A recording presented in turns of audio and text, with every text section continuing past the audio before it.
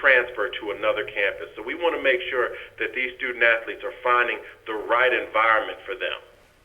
Well, I tell you what, it's a much needed procedure because we have a student athlete sports and academic academy where we teach kids how to market themselves for college scholarship consideration called Pro Start Academy. So one of our board members every year, she's the director of scholarships for the University of Alabama, and she comes and puts on a seminar. And it's hard for me to believe that these parents don't understand the step-by-step process that she explained and you just explained that has to be done. And in order for kids to qualify or be considered for college scholarship consideration, these steps are a must.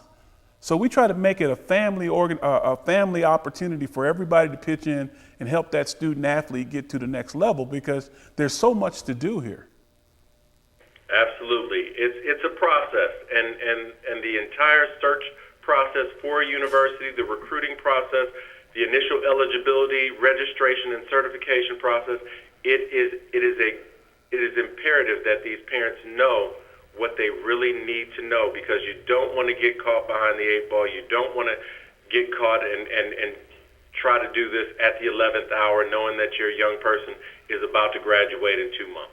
There's no doubt about it. Gentlemen, is there any news or anything that you want to share with our parents out there today about what's up and coming? Yes, absolutely. Gary, this is Robert again. I think here again, what I'd like folks to understand and know coming down the pike is that, and Glenn has done a good job talking about getting the students ready to be prepared to enter college. But once you're there, I mean, that's another big issue. And what's happened is the academic performance rate, academic progress rate continues to increase. And it's gone from a 925 to a 930. What that 930 equates to is a 50% graduation rate for student athletes. And we've all heard about the APR, which is what we're talking about.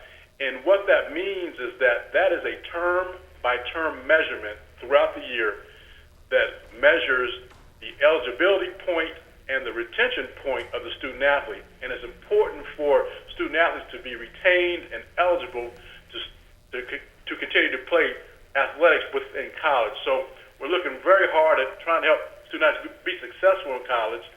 One way is summer bridge programs, but also once they get here, the academic center with tutors, with academic counselors, with study hall, those type things, those resources, equipment, laptops, those things are being provided to student athletes so that they can, here again, once they get in, retain and stay in school.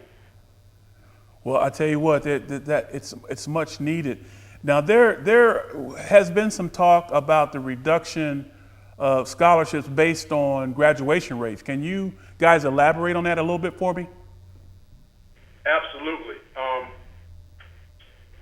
What happens when the student athletes don't meet the criteria of retention and eligibility, penalties do begin to come into play. And so I think you've seen and are beginning to see where schools are being penalized and not being able to play in postseason. And that's coming up mostly in men's basketball, where you've seen UConn and most recently Toledo, as of last week, are going to be banned from postseason play because they've not met the academic standards. So it is vitally important that we continue to emphasize what you and Glenn are talking about, and that means student athletes being academically ready. Well, guys, I tell you what, this is valuable information, and I hope that all of our parents have been taking notes. And if you listen to Robert and Glenn earlier, there's a spot on their website that will kind of elaborate on what they've talked about today briefly. And guys, I want to thank you for coming out today. You don't know how valuable this information is to us, and we look forward to talking to you again. We look forward to it. Thank you very much. Okay. Thanks, Gary. Thank you. Have a great day.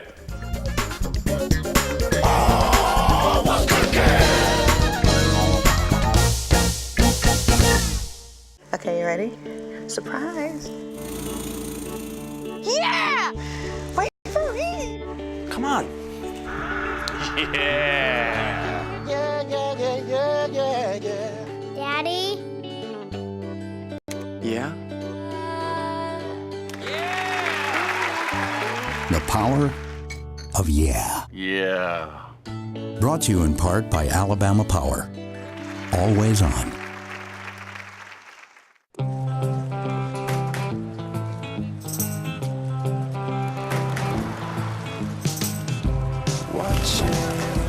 Waiting for something to amaze me.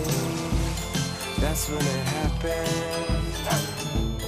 Right in front of me. You haven't seen it until you've seen it in Charter HD. Call now to add Charter HD for only $5 more a month and watch all your favorite programs in HD. Charter, let it all in.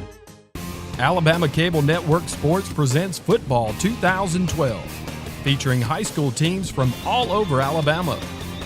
We'll have live and tape delay college football games. Jacksonville State, North Alabama, West Alabama, and West Georgia will all be featured teams. Alabama Cable Network Sports on Charter Channel 80 is an exclusive presentation of Charter Communications and the Alabama Cable Network.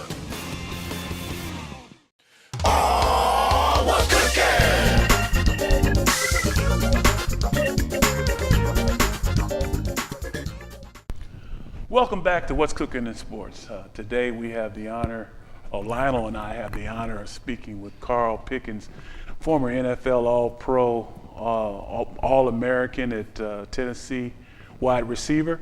Carl, how you doing today, my friend? Hey guys, I'm doing pretty good. How about yourself? I tell you what, every day above ground is a good day, and I know that for a reason now. You got that right, Gary. I just recently heard you went to the doctor's appointment and they cleared you free and you're good to go, man. I'm glad to hear it. I tell you what, that was a weight lifted off my shoulders, man. But I do appreciate you guys, your prayers, and everybody, you and Tanya, looking out for me, and look forward to doing some great things this year. That sounds good, man. That's why we're here. Okay. Well, let's get started, Carl. Tell us about how you got from Murfreesboro to the University of Tennessee. Well, I tell you what, Gary, that would have been a long trip, man, because I'm from Murphy, and Murfreesboro, that's all the way on the other side. But coming out of high school right there, at that time in 87, 88, even prior to that, Tennessee was known as wide receiver university, with Willie Gault, Sam Grady, Tim McGee, Joey Cleanscales, the list goes on. Anthony Miller, Alvin Harper, Wow. You name it. And, being one of the top receivers coming out of high school, for me, it came down to Tennessee and South Carolina. And Tennessee was a little bit closer to home. So, Kippy Brown recruited me, put his spiel on me, and ended up going to Tennessee. Well, Carl, now here's something that I didn't know until I started doing a little more research on you. When you came to Tennessee, you were a defensive back. Yeah, Gary, at that time, the receivers, were sophomores and juniors, a few seniors, and, I was a freshman, still learning the offense. Both starting free safeties, even the starting free safety and the backup free safety had gotten hurt in the same game. And, I played free safety in high school, so they decided to move me over there for the last 5 games of the year. Well, what happened when you had that complete turnaround? You became an All-American at safety, all SEC, and then all of a sudden you become a starter as a wide receiver. How did that transition happen? Well, the last 5 games, it just so happened I got an interception. The last 5 games, I intercepted a pass in the Cotton Bowl that I think turned the game around. We went on to win that. I got voted defensive MVP of the Cotton Bowl, but still wanted to play wide receiver. Dale Carter came in the next year on a recruiting trip, and I said, I prefer to play wide out. So if you come here, free safety is all yours. The rest is history, as they say. Well, Carl, quick question, and let me set it up for you, okay? There was this time in football, especially in the pros, where you had a huge linebacker that could run, and they call that guy, he was in the elephant package. What I mean by that was he could pass rush against the offensive tackle or guard, and he could also drop and cover a tight end. So he was that little misfit that could do it all. All right, now, if you go back into the pros you had in Miami, you had the Mark Duper, Mark Clayton. Those were little short guys that were fast and quick and could catch. Then in Washington with the Redskins, you had the Smurfs. Okay, now, you were a great wide receiver, and then you probably could say you were even better defensive back. Now, at your size, once you started playing wide receiver, did you see your size as an advantage or disadvantage? You know, at my height and weight today, well, not my weight today, but my height, I could probably hang in there, but it would be a lot tougher for me when you've got a big, strong, physical corner to get off the ball on. Well, Carl, with all that said, and we know you were one of the premier wide receivers in college. Tell us about the transition and your being drafted into the National Football League. How did you go from Tennessee to the National Football League? Well, I tell you what, Gary, the last game I played with the Tennessee, we played the Fiesta Bowl against Penn State. We lost, and I think after that game, I felt like I was ready to compete on the next level. I didn't know how well or where I would be drafted. Nobody was telling me I was going to be a high draft pick. I just thought it was time to go. I had been there 3 years, got a chance to play, a good solid 3 years. So I felt like I was ready to go. Heard from a few teams, Denver had a late pick, San Diego had a late pick, teams like that. The Bengals had 2 picks in the first round, and they had the 3rd pick of the second round. And that's when they took me. Went to camp right there, right after the draft. And, as any rookie, you're nervous. You're not sure if you can do it or not. But the guys pretty much took me under their wing and showed me the ropes. Ended up being the AFC Rookie of the Year in '92 right there. And just kept grinding it out, Gary. It's tough, but I wanted to do it, and I knew I had the potential. I just had to have the right opportunity and be in the right situation. Well, I tell you what, nobody did it better than you did, my friend, and it's an honor and a pleasure to be able to go back and do research on somebody and find out the contributions that they made, not only on the football field, but in the community as well. And I'm proud to say that you're a friend, but also proud to know that you've made a contribution to the National Football League that will never be forgotten. Right. Yeah. Well, I tell you what, Gary. I caught a lot of balls and made a lot of big plays, but the secret, man, I tell you, you can run a lot faster when you're scared, man. A lot of people don't know that.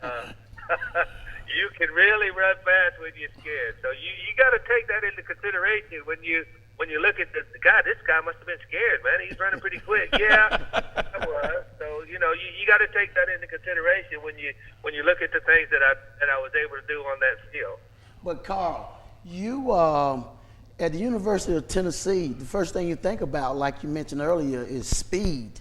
Speed. You guys had so much speed around. You had first pick after first pick after first pick in the NFL draft. If you wanted to evaluate yourself, I don't think you can go anywhere else in the SEC that would tell me right now if I'm fast enough when you see it every day. Exactly. If you can play, in the SEC as a wide receiver, man, you can play pretty much anywhere. In my opinion, it is the toughest conference. Week in, week out. I mean, you look at the last 5 or 6 national championships, man. It's right there in the SEC. That's where it's at, in my opinion. Well, Carl, you've had a fantastic career on the football field, and now, as I understand, you are delving out into the world of entertainment. Tell us a little bit about that. Well, Gary, yeah, I want to try to get into the music industry somehow.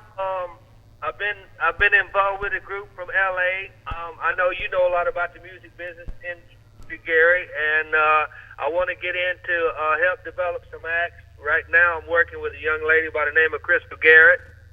She was 2007 Miss South Carolina, and she's got a beautiful voice. She can sing. So we're going to try to help her out, develop her any way that we can, and I just want to be a part of it, Gary. I've always loved music, and hopefully I can always be around it in some capacity. But before we let you get out of here, I got to ask about the tantalizing Tanya, man. How's your wife doing? She's doing good, Gary. She's at work right now. She'll get off about 5:30, 6 o'clock, and then tonight she's gonna go with me on my first. I'm gonna call a square dance tonight, so she's gonna go with me and help me call this square dance. Now, is that a weekly square dance, or that's just something you just started? Well, Gary, a lot of people don't know this about me. I've been calling square dances for a long time. I go under a different name, so people don't really know it's me. So if you hear the name Ernie Coonhouse. Hey, man, I tell you what, Carl, we do something on this show called a twofer. When we have an excellent guest such as yourself, we always ask them to come back and fill us in on what's going on. So we're extending that invitation to you. Well, I tell you what, Gary, I don't appreciate y'all running up my minutes like this on my. If there's any way I could just come down there in the studio, that'd be good, man, because I like to save my minutes for more important stuff. Carl, thank you so much, man, and we will keep in touch and keep us posted on what's going on with the music career. I will do it, Gary. I appreciate your time, guys. All right, thank you, man.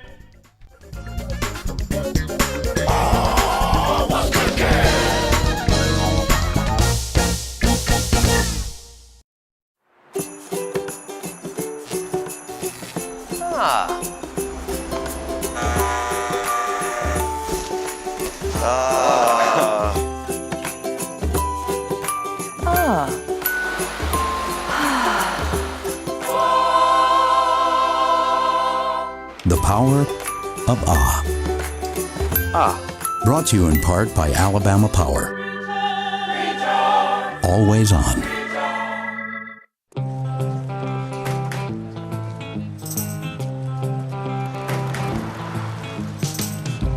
Watching, waiting for something to amaze me. That's when it happened. Right in front of me. You haven't seen it until you've seen it in Charter HD. Call now to add Charter HD for only $5 more a month and watch all your favorite programs in HD. Charter, let it all in. Alabama Cable Network Sports presents Football 2012, featuring high school teams from all over Alabama. We'll have live and tape delay college football games. Jacksonville State, North Alabama, West Alabama, and West Georgia will all be featured teams. Alabama Cable Network Sports on Charter Channel 80 is an exclusive presentation of Charter Communications and the Alabama Cable Network.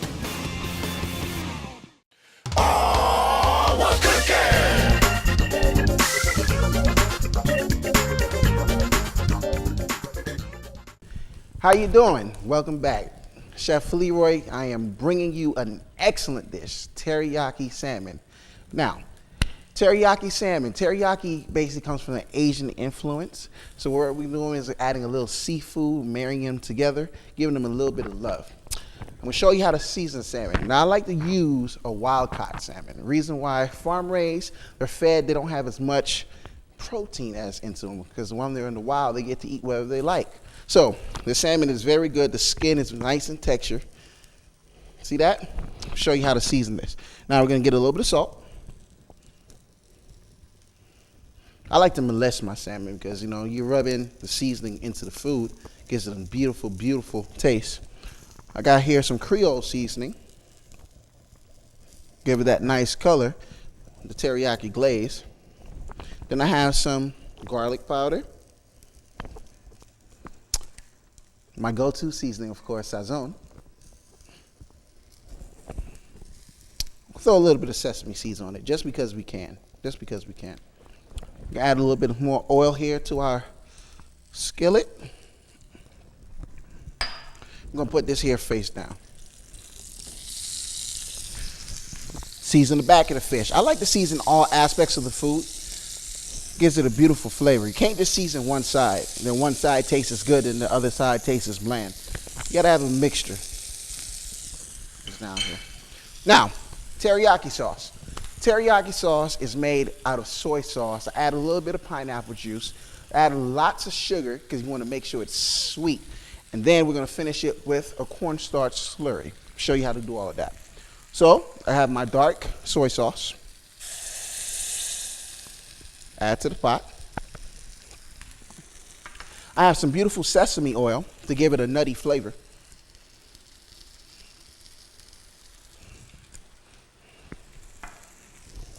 I have my pineapple juice.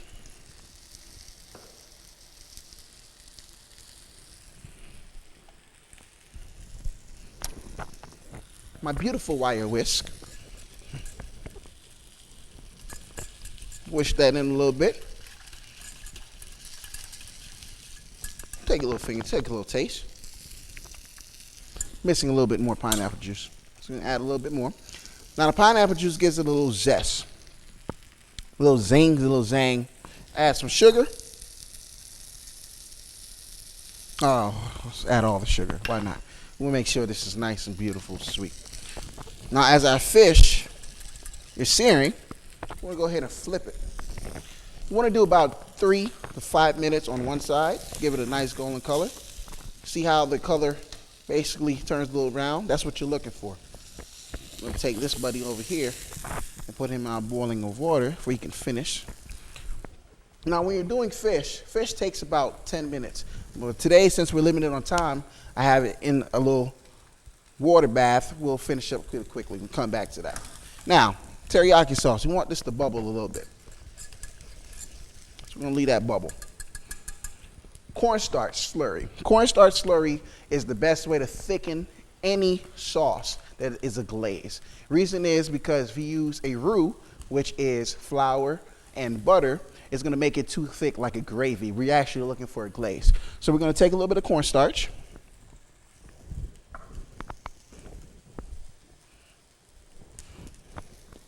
We're going to get some water.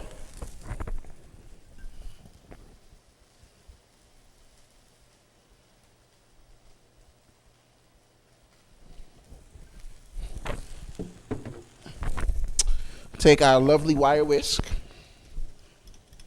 Mix it together. So what you're looking for here is pretty much a watery base slurry, because what it's going to do is it's going to thicken up our beautiful liquid that we have here. You basically stir it in pretty frequently and slowly. Now as you look, our sauce is beginning to thicken.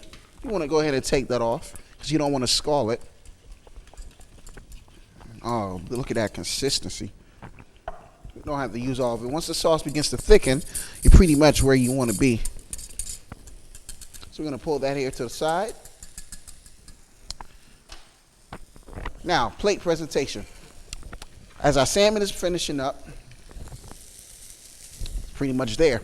We're going to go ahead and plate this up because our sauce is ready. Our salmon is ready. I'm going to grab a little bit of cilantro. Put it here in the middle of the plate.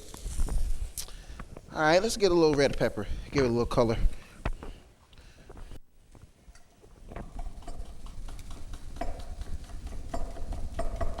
A little knife action. You like that?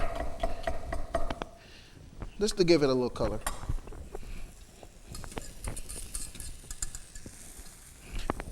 Give our sauce a little stir. We're going to grab our salmon. Oh, how beautiful is that? Isn't that a beautiful piece of salmon? Whew. Put it right on top. We're going to take our glaze.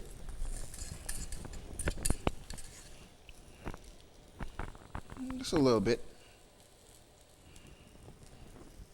Sesame seeds, and put our red pepper or yellow pepper, whether one you want to use, right here on top of our plate.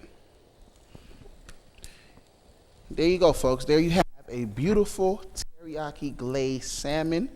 Showed you how to make the teriyaki sauce. I showed you how to sear your salmon. Thank you for tuning in. Chef Leroy. Follow me on Twitter, Chef Leroy. Thanks.